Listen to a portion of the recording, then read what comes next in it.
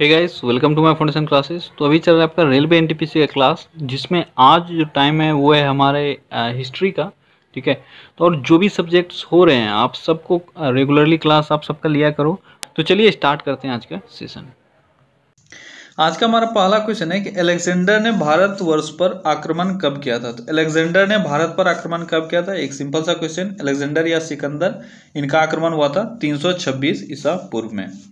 अगला क्वेश्चन है कि किसके शासनकाल में ग्रामीण समुदाय को बहुत सारे अधिकार दिए गए थे। तो ग्रामीण समुदाय को, जो भी आपके ऑप्शन हैं इसमें से सबसे ज्यादा अधिकार ग्रामीण समुदाय को किसने दिया था? तो ये एक बहुत ही अच्छा क्वेश्चन है इतिहास का। वो वंश था चोल वंश। ठीक है, चोल वंश ने ग्रामीण समुदायों को बहुत अधिक अधिकार दिया था। अब देखो, चोल वंश से अगर चोल वंश आया हमारा, तो चोल वंश का आपको पता होना चाहिए कि संस्थापक कौन था। तो चोल वंश का संस्थापक विजयालय कौन था? विजयालय। ठीक है, चोल वंश का संस्थापक विजयालय। और इनका प्रारंभिक राजधानी कहाँ था? ये था उरेयूर। कहाँ था? उरेयूर। प्रारंभिक राजधानी था उरेयूर। और 9वीं शताब्दी में इन्होंने अपनी राजधानी चेंज कर ली थी और राजधानी बना लिया था तंजौर या तंजाउर। ठीक है, तंजौर या तंजाउर कुछ भी लिखा हुआ मिल सकता है, तो आपके लिए सिंपल है। और अगर इनकी जो चोल युगीन शासन है उसका अगर व्यवस्था का बात करें, खासियत का बात करें, तो ये राजतंत्रात्मक तो था ही, लेकिन यहाँ पे गांवों को कुछ अधिक महत्व दिया गया था। और स्थानीय स्वशासन इनका एक बहुत बड़ा पार्ट था इनके शासन का। क्या था? स्थानीय स्वशासन। और अगर इसका और थोड़ा सा सामाजिक पहलू का बात करें, तो इनका जो सामाजिक, आर्थिक और राजनीतिक क्रियाकलाप था वह एक फिक्स अपना प्रोपेगेंडा के हिसाब से काम करते थे। ठीक है, और ये सारे बातें हमें पता कहाँ से चलती है? तो ये पता चलती है उत्तर मेरूर अभिलेख से। कहाँ से पता चलता है? उत्तर मेरूर अभिलेख। आप ये अभिलेख का नाम याद रखना, उत्तर मेरू अभिलेख। ठीक है, उत्तर मेरू या मेरूर कुछ भी लिखा हुआ मिल सकता है। तो उत्तर मेरू अभिलेख से हमें इन सब चीजों के बारे में पता चलता है। अच्छा क्वेश्चन था। अगला क्वेश्चन है कि सत्य की खोज में बुद्ध को किस स्थान पर पीपल के वृक्ष के नीचे ज्ञान प्राप्त हुआ था? किस स्थान पर? तो क्लियर है, बुद्ध को कहाँ हुआ था? बोध गया में। अगला क्वेश्चन है कि शक काल पर आधारित राष्ट्रीय पंचांग किस वर्ष आरंभ हुआ? तो शक काल पर आधारित राष्ट्रीय पंचांग किस वर्ष आरंभ हुआ? किस वर्ष आरंभ हुआ? ये हुआ था 78 ईस्वी में। आप ईसा पूर्व और ईस्वी में कंफ्यूज मत होना। ठीक है, ईसा पूर्व ये बीसी लिखा जाता है और ईस्वी को एडी लिखते हैं हम लोग। तो एडी में 78 एडी में ये चालू हुआ था शक संवत। और यहीं पे विक्रम संवत का अगर बात होता तो विक्रम संवत स्टार्ट हुआ था 58 बीसी में। 58 बीसी में। ये दोनों थोड़ा सा स्टूडेंट को कंफ्यूज करता है, लेकिन आपको कंफ्यूज होना नहीं है। ठीक है, अगला क्वेश्चन है कि हड़प्पन संस्कृति के मुद्राओं एवं पक्की मिट्टी की कलाकृतियों में निम्नलिखित किस पशु का चित्रण नहीं किया गया है? तो देखो, हड़प्पा सभ्यता से जो भी हमें मुद्राएं मिली है और पक्की मिट्टी का जो कलाकृति है, उस वक्त जो बनाया जाता था पक्की मिट्टी का कलाकृति या सिक्का, वो सब टेराकोटा का होता था। उसको टेराकोटा कहते थे। ठीक है, ये टेराकोटा वर्ड याद रखना। अब उसमें से हमें किस पशु का कोई भी साक्ष्य नहीं मिला है? ये है गाय का। गाय का हमें कोई साक्ष्य नहीं मिला, और रेस्ट जो भी है इन सब का कहीं ना कहीं मूर्ति वगैरह कुछ ना कुछ मिला हुआ है।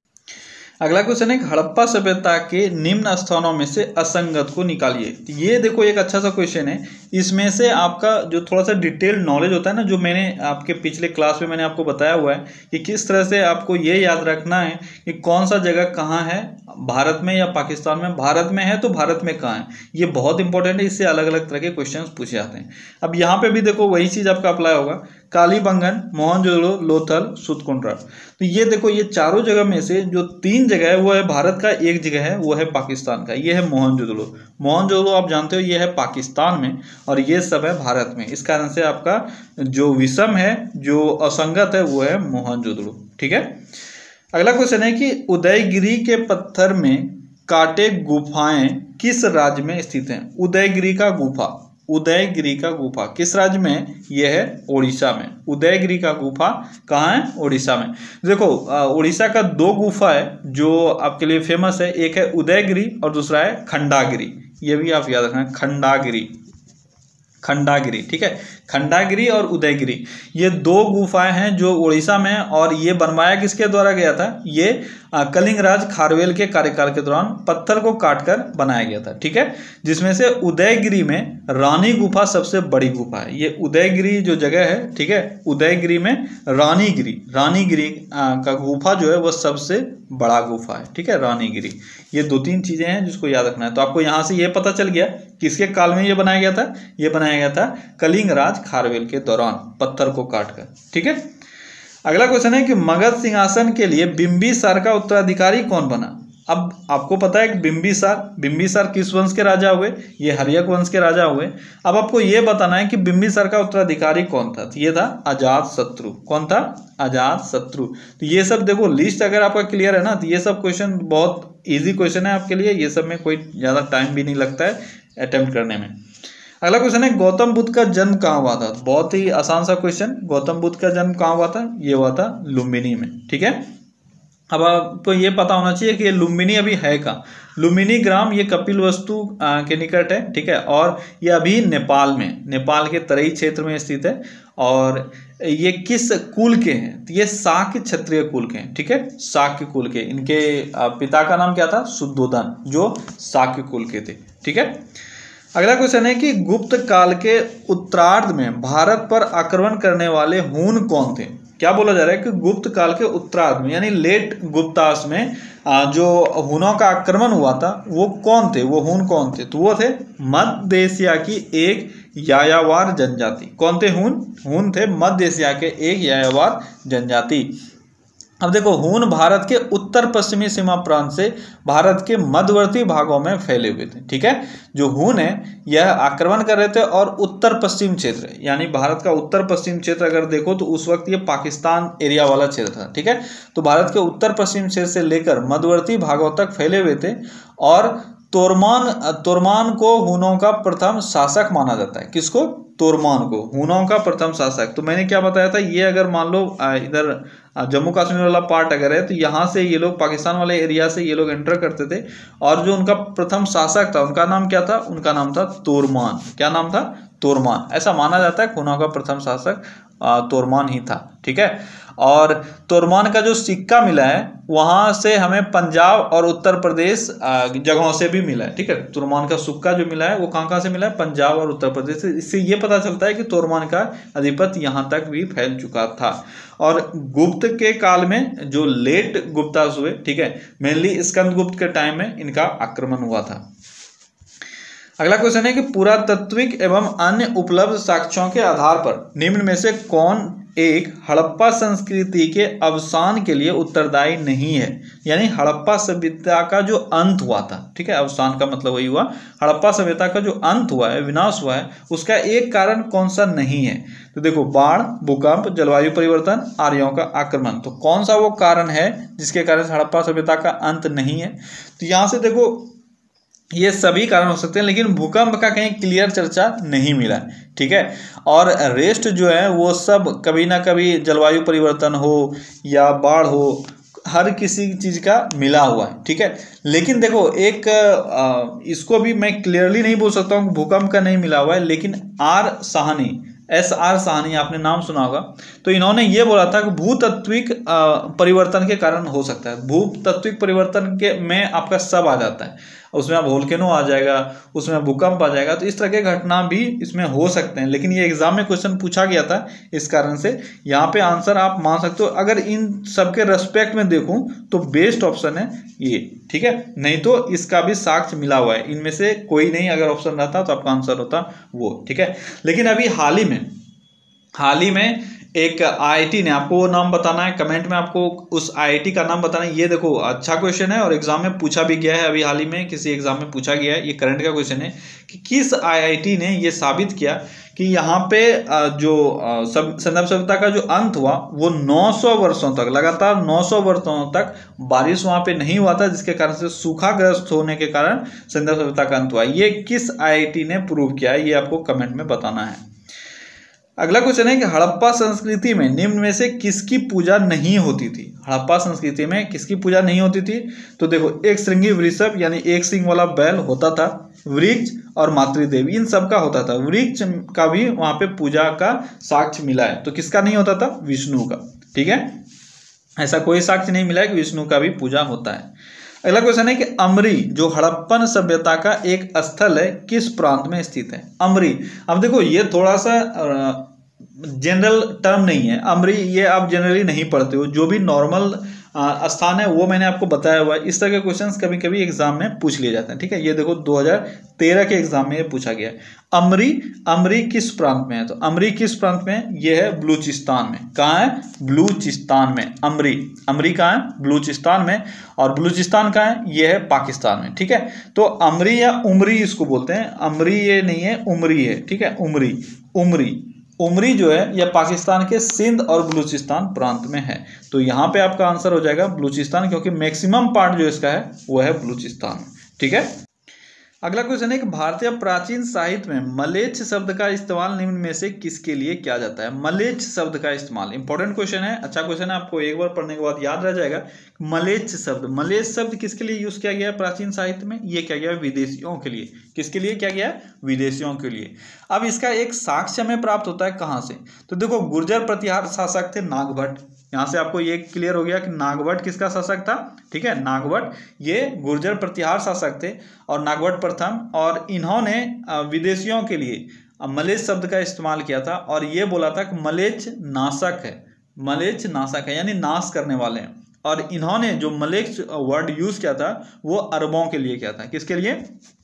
अरबों के लिए, यानी अरब से जो लोग यहाँ पे आ रहे थे। तो यहाँ पे साफ ही इससे ये पता चलता है कि मलेच्छ जो प्राचीन साहित्य है उसमें से मलेच्छ का इस्तेमाल विदेशियों के लिए किया जाता था। और अभी जो मैंने आपको बताया गुर्जर प्रतिहार शासक नागभट्ट प्रथम के द्वारा कहा गया ये बात, ये कहाँ से पता चलता है? ये पता चलता है हमें ग्वालियर प्रशस्ति से। ठीक है, ग्वालियर प्रशस्ति से, ग्वालियर, ग्वालियर प्रशस्ति से हमें ये पता चलता है क्या? नागभट्ट ने मलेच्छ कहा था अरबियों को। अगला क्वेश्चन है कि महात्मा बुद्ध का जन्म किस कुल में हुआ था? तो मैंने अभी ऊपर ही आपको बताया कि महात्मा गांधी का जन्म हुआ था शाक्य कुल में। इनके पिता का नाम था शुद्धोधन, जो एक शाक्य मुनि थे।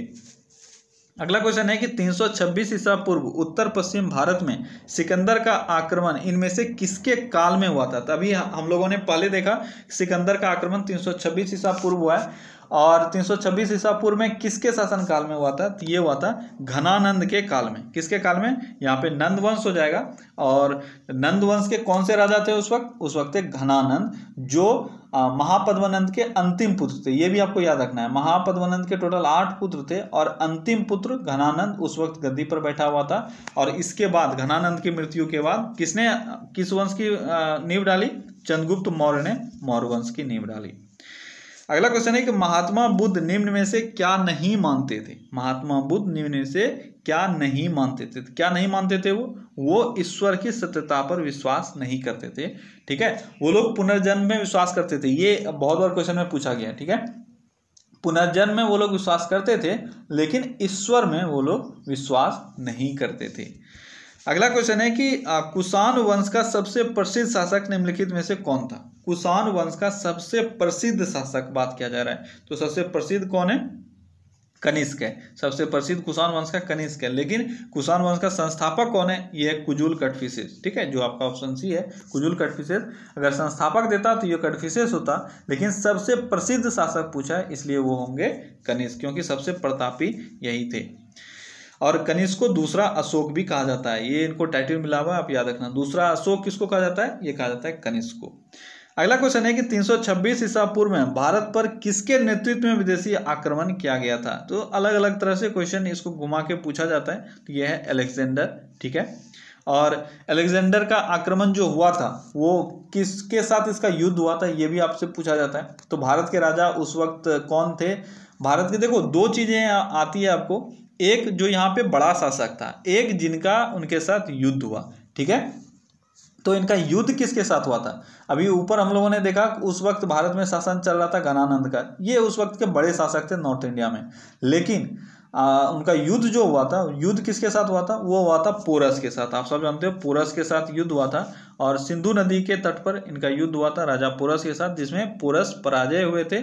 और इसको नाम दिया जाता है हेडस्पीस का युद्ध। ठीक है, अगला क्वेश्चन है कि पांड्य वंश की राजधानी किस स्थान पर अवस्थित हुआ करती थी। पांड्य की राजधानी कहाँ हुआ करती थी? ये मदुरई में हुआ करता था। तमिलनाडु का एक जगह है दक्षिण भारत में, मदुरई, वहीं पे पांड्यों का राजधानी हुआ करता था।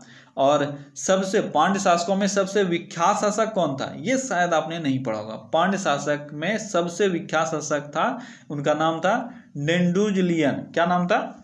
नेडुजिलियन। नेडू इसको बोलते हैं, नेडुजिलियन। ठीक है, नेडुजिलियन। मैं इसको क्लियरली लिख देता हूँ, ठीक है, ताकि आपको ये समझ में आ जाए। क्या नाम मैंने बोला? मैंने नाम बोला नेडुजिलियन। नेडुजिलियन, ठीक है, जिलियन, ये नेडुजिलियन, ये इसके सबसे जो आप बोल सकते हो विख्यात शासक, सबसे प्रसिद्ध शासक। देखो पांड्य वंश सब जो वंश हुआ ये सब बहुत ज़्यादा फेमस वंश नहीं है, साउथ इंडिया का है, छोटा छोटा वंश हुआ बहुत सारा, लेकिन कुछ कुछ ऐसे क्वेश्चंस हैं जो आपसे पूछा जाता है, ठीक है। और इसका राज्य चिन्ह देखो, जो साउथ इंडिया के जो भी साम्राज्य हैं इसका राज्य चिन्ह आपके एग्जाम पॉइंट ऑफ व्यू से इंपॉर्टेंट है। अब उन लोगों के टाइम में कितना इंपॉर्टेंस था ये तो हमें नहीं पता, एग्जाम पॉइंट ऑफ व्यू से आपके लिए इंपॉर्टेंट है इन जो भी साउथ इंडियन किंगडम हुए उनका राज्य चिन्ह। तो अभी हमारा पांड्य आया है, तो पांड्य का राज्य चिन्ह क्या है? ये मछली। क्या था? मछली। ये आप याद रखना, ठीक है, मछली। तो पांड्य का राज्य चिन्ह था मछली। अगला क्वेश्चन है कि सबसे पहले व्यापारिक संघ की स्थापना किस काल में हुई? व्यापारिक संघ, सबसे पहले व्यापारिक संघ की स्थापना कब हुई? तो ये हुई थी महाजनपद काल में। 16 महाजनपद आप जानते हो, तो महाजनपद काल में सबसे पहले व्यापारिक संघ की स्थापना हुई। और इसके प्रमुख जो सेट्टी था, ठीक है, उसके प्रमुख को क्या कहा जाता था? सेट्टी। जो व्यापारिक संघ का प्रमुख हुआ करता था उसको कहा जाता था सेट्टी, ठीक है। ये टर्म आप याद रखना, आपसे डायरेक्ट क्वेश्चन पूछा जाता है कि महाजनपद काल में जो व्यापारिक संघ हुए उसके प्रमुख कौन थे? तो वो थे सेट्टी, ठीक है, सेट्टी। ये सेट्टी कहा जाता था प्रमुख को। अगला क्वेश्चन है सातवाहनों के अधिकतर सिक्के किस धातु के मिले हैं? सातवाहनों के अधिकतर सिक्के जो थे वो मिले हैं सीसा का, ठीक है, सीसा। दूसरा क्वेश्चन आपसे यहाँ से ये पूछा जाता है कि सीसा का सिक्का किसने चलवाया? तो ये चलवाया था सातवाहनों ने, ठीक है। और सातवाहन के बारे में मैं अगर बोलूँ तो ये कहाँ के राजा थे? ये आंध्र प्रदेश क्षेत्र के राजा थे, ठीक है। इनको पुराणों में कहा गया है आंध्र, ये टर्म आप याद रखना। आंध्र इनको कहाँ कहा गया है? इनको आंध्र कहा गया है पुराणों में। और ऐसे नॉर्मली बहुत सारे विद्वानों ने इनको सातवाहन का, इसलिए हम लोग इनको आंध्र सातवाहन के नाम से जानते हैं, ठीक है। और आंध्र सातवाहन वंश से आपको एक फेमस चीज याद रखना है, गौतमीपुत्र सतकर्णी जो बहुत फेमस शासक हुए आंध्र सातवाहन के। और इनका एक प्रशस्ति था नासिक प्रशस्ति में इनको क्या कहा गया? ये टाइटल आप याद रखना, इनको कहा गया वेदों का आश्रय। आपसे क्वेश्चन पूछा जाएगा वेदों का आश्रय किसके लिए यूज किया गया? वेदों का आश्रय ये कहा गया है गौतमीपुत्र सतकर्णी को, ठीक है। अगला क्वेश्चन है कि महावीर किस घराने में पैदा हुए थे? तो अभी आप लोगों ने ऊपर देखा बुद्ध का जो शाक्य घराने में पैदा हुए थे, लेकिन महावीर किस घराने में पैदा हुए थे? महावीर एक क्षत्रिय थे। कौन थे? महावीर एक क्षत्रिय थे जिनका जन्म कुंडग्राम में हुआ था, वैशाली के निकट कुंडग्राम में इनका हुआ था। और इनके पिता का नाम क्या था? पिता का नाम था सिद्धार्थ, ठीक है। और इनकी माता का नाम था त्रिशिला। माता का नाम क्या था? त्रिशला, जो लिच्छवी की राजकुमारी थी। तो इन लोग का वंश क्या था? इनका वंश था क्षत्रिय। अगला क्वेश्चन है कि चट्टानों को काटकर बनाए गए एलिफेंटा के प्रसिद्ध मंदिर किसने बनवाए थे? तो एलिफेंटा का मंदिर किसने बनवाया? एलिफेंटा का मंदिर बनवाया गया राष्ट्रकूटों के द्वारा, ठीक है। और ये एलिफेंटा का प्रसिद्ध मंदिर है कहाँ, ये आपको कमेंट में बताना है। ये मैंने आपको बताया हुआ है, ये एलिफेंटा का जो प्रसिद्ध मंदिर है ये कहाँ है, ये आपको कमेंट में बताना है। अगला क्वेश्चन है वराहमिहिर का वृहत संहिता ग्रंथ आधारित है। वराहमिहिर का वृहत संहिता ग्रंथ किस चीज पर आधारित है? तो बहुत बार एग्जाम में ये क्वेश्चन भी आया हुआ है, शायद आप लोगों को पता होगा कि ये खगोल विज्ञान पे आधारित है। किस पर आधारित है? खगोल विज्ञान। और वराहमिहिर चंद्रगुप्त द्वितीय के कार्यकाल में थे, और चंद्रगुप्त द्वितीय विक्रमादित्य भी इनको बोलते हैं, ठीक है। इन्हीं के दरबार में रहते थे वराहमिहिर, और इन्होंने फेमस बुक लिखा था वृहत संहिता, और एक और था पंच सिद्धांतिका। क्या नाम था इसका? पंच सिद्धांतिका, ठीक है। दो बुक इनका बहुत बार एग्जाम में पूछा गया है कि पंच सिद्धांतिका किसने लिखा है और वृहत संहिता किसने लिखा है। तो पंचतंत्रिका और वृहद संहिता लिखा गया है वराहमिहिर के द्वारा, जिसमें वृहद संहिता जो है वह खगोल विज्ञान से संबंधित है। ठीक है, और वराहमिहिर के बारे में अगर आपसे पूछा जाए तो आपको यहाँ से पता चल गया ये एक खगोल वैज्ञानिक थे और ये गणितज्ञ भी थे। ठीक है, दो चीजें आपको याद रखनी है, ये गणितज्ञ और ज्योतिष सिद्धांत पर इनका बुक आधारित हुआ करता था या खगोल विज्ञान पर, दोनों तीनों चीजों से ये परिपूर्ण थे। ठीक है, तो ओके फ्रेंड्स, तो आज के सेशन में इतना ही रखेंगे। चलिए फिर से मिलते हैं अगले क्लास में। Till then take care, bye bye.